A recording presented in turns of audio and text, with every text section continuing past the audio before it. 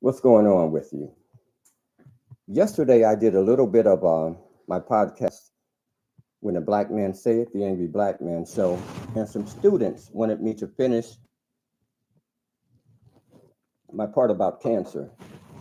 So, the name of this episode is I Didn't Survive Cancer, I Whipped Cancer's Ass. 2019, I was, I got out the shower, couldn't breathe, thought I had an allergy, thought it meant nothing because I don't get allergies. So I got some Winter Woodman, sprayed something in my nose. It stayed. Went to see my doctor. He said, "Hey, I want to refer you to a cancer clinic." Referred me to a cancer clinic, and they told me there was something in my nasal passage. They said, "We want to do a test." And 5 days later, they called me and said, "There is something in there. It's a cancer, but we want to do another test to tell you if it's benign or malignant." I'm working at La Follette. I'm working with a bunch of students. I'll never forget the day they called me back and said, "Hey, coach, we are sorry to tell you that this is malignant." So I remember not knowing what malignant meant because I had never been to a hospital, never been sick a day in my life. I looked up malignant and I realized I had a fight on my hands. So they said, "Can you come into our office? We need to talk about a team plan." So I went into the office, my doctor's office, and he sat down and talked to me. And I was sent to three doctors: a blood doctor, a radiation doctor, and a nasal doctor. And when they started talking to me about it, I got sad and scared, and I said, "Don't start crying because it's going to make me start crying, and I need warriors." And they said, "Well, we'll be your warriors." And I walked out the office, went back to La Follette, 2019. About a month later, I had a giant tumor in my face, and it was an incredibly large tumor.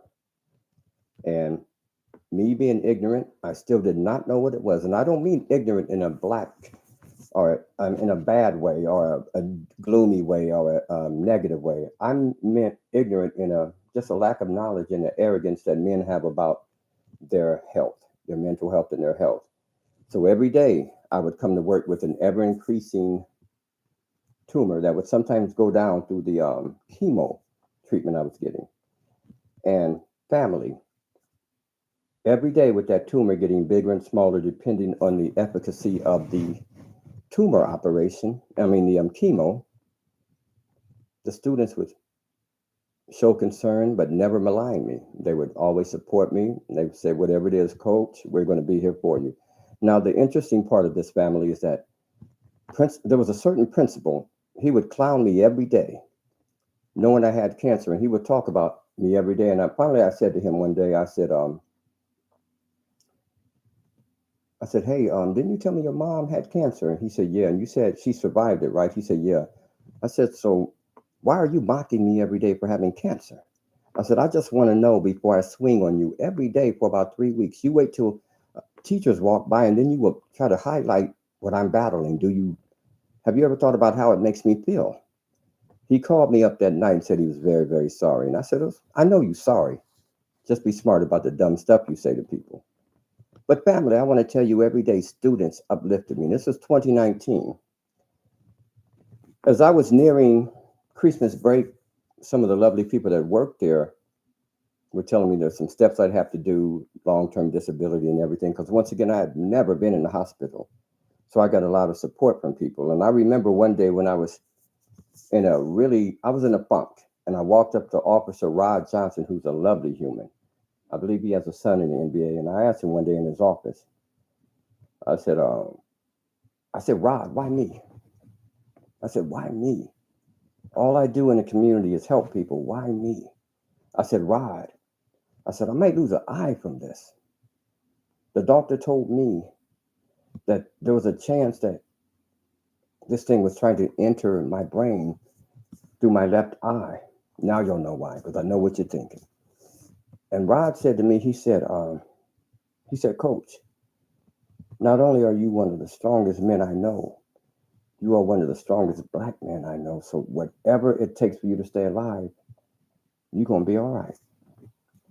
And I took that to heart. Michelle Olsen told me, we're gonna pray, coach, that you stay. You're gonna be all right. And these students, now I want to uplift the fellow students because even when I had a giant tumor on my face that I knew nothing about and didn't know how bad it looked, these students never clown me. They would hug me and tell me they love me. Now, I want y'all to think about this.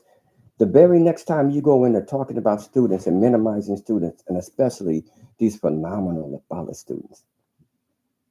So, spring break came, excuse me, and I mean winter break. I'm sorry, Christmas break, and I was really happy because it was hurting and I couldn't tell anybody. And I remember one time I was at work and my face felt like it weighed a half a ton. And a security guy, outreach and engagement guy named Tom that I worked with, we were real cool, but we were never really close.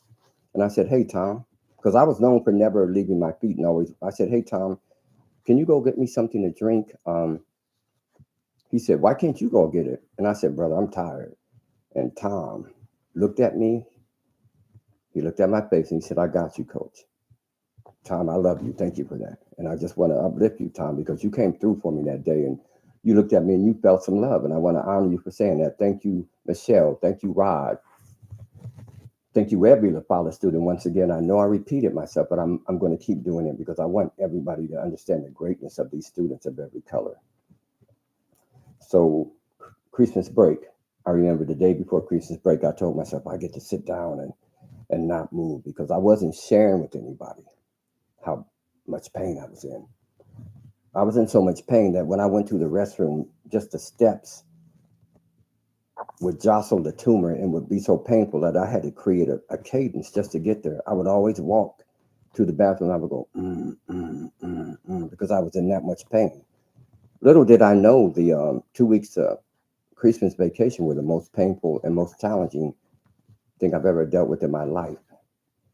One day I called a friend, and her name was Deb Nemeth, and I was really good woman. She has a nonprofit. She's a phenomenal human, so I ask everybody to support her.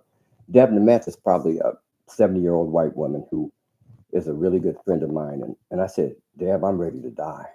I said, "I can't take this pain." And she said, "You better not say that again." She said, "You better not. It's going to be all right." And she said, "No, no, no." So Deb coaxed me through that night. Another really good friend of mine, Winton Boyd, I would call him and talk to him just to get through this and just to deal with this. So the day I drove myself to UW Hospital, 5:40 in the morning, and I remember when they got me prepped and before they put me out, I kept seeing other doctors come in the room talking to me. It looked like I thought I was going to have three doctors: Dr. Bruce, Dr. Shashevsky, and Dr. Whelan. All three are lovely people, and it was about six other doctors in there. And then it hit me. I said, "This must be something serious." And I remember before they put me out, Dr. Whelan said, "Coach, remember that day you said, 'Let us be your warriors'?" I said, "Yeah." He said, "Well, let us be your warriors." So I woke up 10 hours later, maybe 11 hours later, and they said, "You are a healthy, healthy human because you came through that." And they said, "But we do want to tell you something. We fought, we fought, we fought, we fought, but we had to take your left eye away from you because it was poison and it would got into your brain." And you know what, family? I didn't even notice and didn't care because when I woke up, I could see people.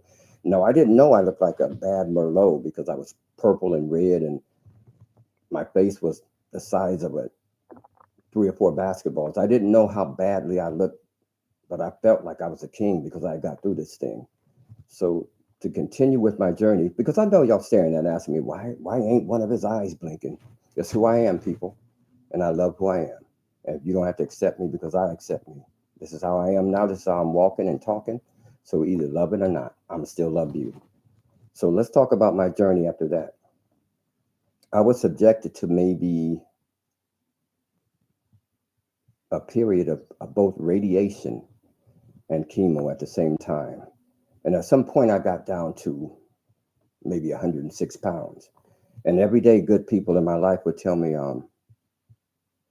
When are you going to tell your boys? I have two lovely sons, Sharif and Aliko, two lovely sons, and I wouldn't tell them.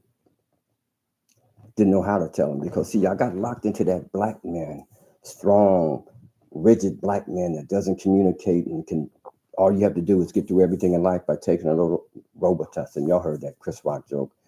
But what I didn't realize that I wasn't showing my son strength because I was too afraid to tell him. I wasn't doing anything for my own glandular system because I was suppressing everything. So I urge you, black men, white men, Asian men, all men. When you hurt, tell somebody. When you're in pain, talk to people. When you need, reach to people. And when you need to cry, cry. Because I kept so much welled up inside me that it wasn't helping me. And when God spoke one day, because for some reason, my sons knocked on my door. And this was through COVID. I want to keep so everybody was isolated. My sons knocked on my door one day, and I remember Aliko looked at me, and he said, he almost screamed because he thought I was in a fight. And then my son, Aiden, you guys know Aiden, he immediately started apologizing for all the stuff he did that I didn't know about. And I said, well, go get your mom because I want to tell her. And their mom looked at me and started crying, and she got mad at me. She said, you're supposed to tell your family. But, that rigid way we have to be as black men, where we have to hide everything and bury everything. And that's tough. Black men, let me tell you, that's not how a real man acts. And I'm here to tell you and invite you, express love and be loving and be accepting of love and know how to give love, reflect love, don't deflect love. If you want to survive and teach black kids, all kids, you got to rise above. So let's start opening up ourselves to the pathways of love, because me walking around like a black John Wayne didn't do any good for my brain. So my son started teaching me that, once again, that path of recovery. So once again, I was 126 pounds. Not only could I see my ribs, I could probably see your ribs. I could see a Tyrannosaurus ribs. I was so skinny. But what I did on my recovery, I kept buying on the internet. I kept ordering clothes, my normal size, just to give myself an incentive to get back. One day, I thought I was ready to lift some weights, went down, got all puffed up, went to my gym and couldn't even lift a bar. And I want to keep it real about this journey. There was a time I couldn't have a bowel movement because it had wrecked my body so much. You see, when the body heals, it slows down all functions so that it can heal. So it was a walk for me. It was a journey for me. And only through the love of people that I know that love me, I got through it. There was a good friend of mine, once again, named Winton Boyd, who organized a team of people to take me to all my chemo and radiation visits. I didn't know it. So I want to thank you, John Roten, Helene, Joe Mullenberg, David Bray, Pastor Brocious. And the crazy thing about it, one day Pastor Brocious dropped me off at my appointment and he got sick. So this really was a journey. And I want to thank all of you family members who took me to every appointment. Joe, you took me to Whole Foods all the time when I couldn't move. I just want to thank you, Liz Borchardt, you and your incredible twin daughters who walked me, had my back, supported me, took me places when I couldn't even move, and never made me feel subhuman or less than anything. Everybody that took me someplace did nothing but uplift me as a human, and I want to give great thanks to you. Also, I want to talk to my medical team, Dr. Kempo, Dr. Bruce, Dr. Shashevsky, Dr. Wayland, and any other doctor that I have missed. I'm sorry. I remember that one time I went to the office and this white woman whispered into my ear before I knew the enormity of what I was facing. She said, Coach, we know you like to go by Coach. Everything you deal with has to do, number one, with your attitude. And I remember her telling me that, and I never saw her again. So through my journey, I had convinced myself somehow that this white woman was an angel. And if you know me, you know I don't assign anything angelic to white folk. We'll talk about that later. 3 years later, I'm in the office, a checkup, and I start telling a nurse about this person that gave me all the confidence in the world. And she walked into the room and she said, "Hey, coach, I thought I heard your voice." And I looked at her. I said, "Is that you who told me this 3 years ago?" She yes says yes. I said, "You know what? Thank you so much. I thought you were an angel, and I didn't believe through this journey I had begun to think maybe you were fictional." And she walked out of the room really quick. And I asked the other nurse, I said, "Did I say something wrong?" And she said, "No, coach." She just started crying. So, Queen, thank you. The people on my journey, thank you. The people who supported me, thank you. All the students during my 11-hour operation who sent texts and everything, thank you for pulling me through and making me think it and never making me feel less than a human by talking to me. Even though my face was swollen up, you still made me think I was the best person on earth. And I want to give deep thanks and deep appreciation to that. And I want every black man, every human out there to know uplift. Don't use any excuses. I walked around when I got back to school doing my best Ray Charles imitation. Every type of sunglass on earth I would have. Finally, these students said, and I had a mental health place in a building that I created called Coach's Crib. I designed it after our black grandfather's house, where they would nurture, support us, uplift us. Even when we said the dumbest things, we'd be in our grandmama's living room and they would let us talk because they gave us that license to talk instead of making us feel horrible. I said some of the dumbest stuff, but they didn't refute it. They just let me talk. They just let me breathe who I was. So I created a space called Coach's Crib. It was originally called Mellowhood Foundation #1, which is my nonprofit. And since I'm known as Coach after school, the kids saw it. We had remnants of like a 1940 black living room, and the coach said, "No, this is Coach's Crib." And it originally was supposed to be for the truant black boys, as the principal told me. And I said, "No." I said, "I'm not going to be a slave catcher, and these black boys aren't slaves, nor am I a warden, and these black boys ain't prisoners. I'm going to make it. If I do it, it's going to be a welcoming space for everybody." And that's what it developed into. Now, I want to give you a little more background about myself. This place was not created because the school loved me. It was created because the school feared me. I'm probably one of the most unapologetically black people on earth. I'm a truth teller. And, if you're an unapologetic black man with a fearless belief in himself and the dignity of others, you create enemies. I've got probably the lowest funded nonprofit of anybody because I am about the elevation of dignity for everybody and I don't want to tap dance. You see, I'm done swinging from that bigotry. I'm not going to be anybody's strange fruit. And I fight for the love and elevation of, I don't care if you're gay, I'm on the way. I don't care if you're white, that's all right. If you're black, I got your back. And if you're brown, I'm going to be around. And if you're queer, I'm going to be near. So I'm here for everybody. Don't worry about it. And I fight those who aren't. And I want to say this one more time.